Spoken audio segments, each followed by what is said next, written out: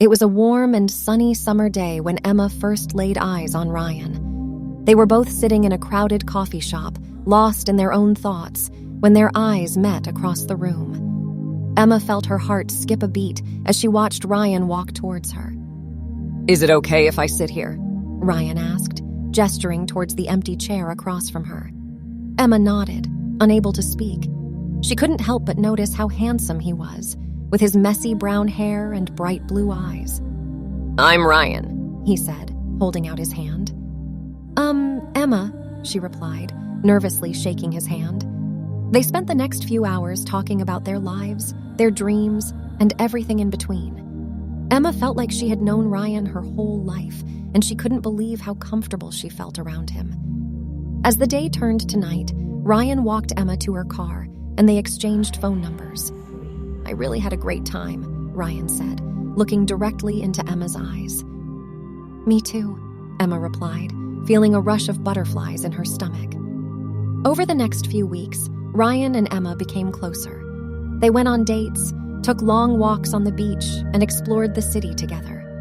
Emma had never felt someone that understood her like Ryan, but as their relationship grew stronger, Emma began to notice that Ryan seemed distant. He would pull away from her.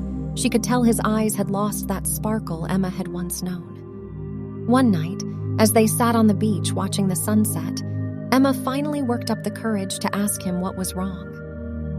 "I have cancer," Ryan said, his voice barely above a whisper. Emma went silent. She felt like her heart had broken in pieces, crashing down around her. "I didn't know how to tell you," Ryan continued. "I didn't want to burden you with my problems." Emma felt hot tears streaming down her face. Her eyes not able to contain the downpour, she didn't care about the burden. All she cared about was Ryan. "I'm here for you," she said, grasping his hand in hers. Over the next few months, the love they had only grew stronger as Ryan's health grew weaker. Emma stayed by his side day after day, holding him and never leaving his side. She watched as he grew weaker and weaker, and she felt her heart breaking. One day, as Ryan lay in his bed, Emma sat by his side, holding his hand in hers. She whispered, "I love you," a river of tears streaming down her face. "I love you too," Ryan replied, his voice barely able to whisper, then raised his sweater, wiping her tears. Emma knew that Ryan didn't have much time left. She spent every waking moment she could with him, enjoying the day and telling him how much she loved him. And then one morning came. Emma went to Ryan's bed, but he was gone, passed away in his sleep.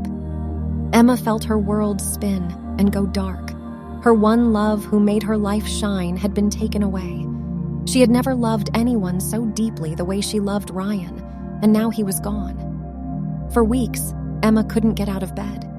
Heartsick, she cried and cried herself to sleep every night and couldn't imagine ever being happy again. But slowly, over time, the day came that Emma began to heal. She thought of all the happy times she had shared with Ryan, and she knew that he would want her to be happy. One day, as Emma was walking through the park, she saw a man sitting on a bench, lost in his own thoughts, oblivious to the world happening around him.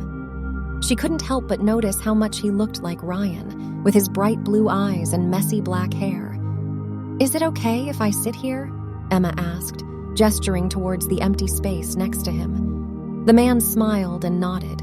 They began to talk. Emma felt a spark of something, a familiar sensation. She couldn't help but feel like Ryan had sent this man to her. As they talked, Emma felt her heart begin to open. She knew that she would never forget Ryan, but she also knew that she had to keep moving forward with her life.